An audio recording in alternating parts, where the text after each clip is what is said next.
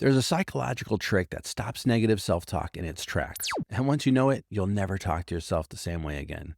Now, I used to fight with my negative self-talk all the time. I'd challenge it, I'd argue with it, I'd try to ignore it.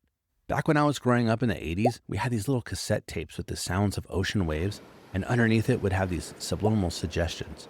Now, I'd listen to these every night thinking it was going to rewire my inner self-talk. I'd just wake up a completely different person. Well, that didn't happen.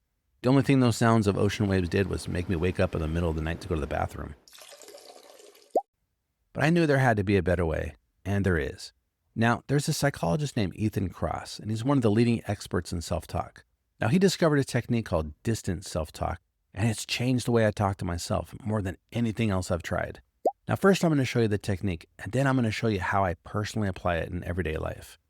All right, so the next time your mind turns on you and says, I'm not good enough, or I'm worthless, or nothing ever works out for me, Kross says to swap out the I for your actual name. So now it's Dave's not good enough, or nothing ever works out for Dave.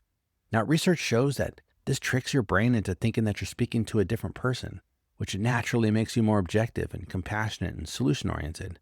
So here's how you actually apply this.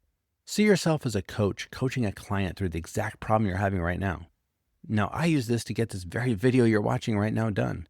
I kept procrastinating on it. I was getting overwhelmed. The script wasn't coming out right.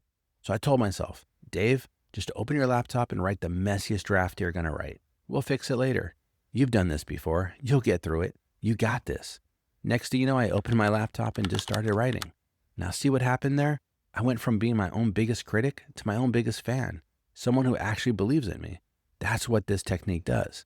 So don't let the simplicity of this make you dismiss it. It might be the most powerful thing you start doing for yourself.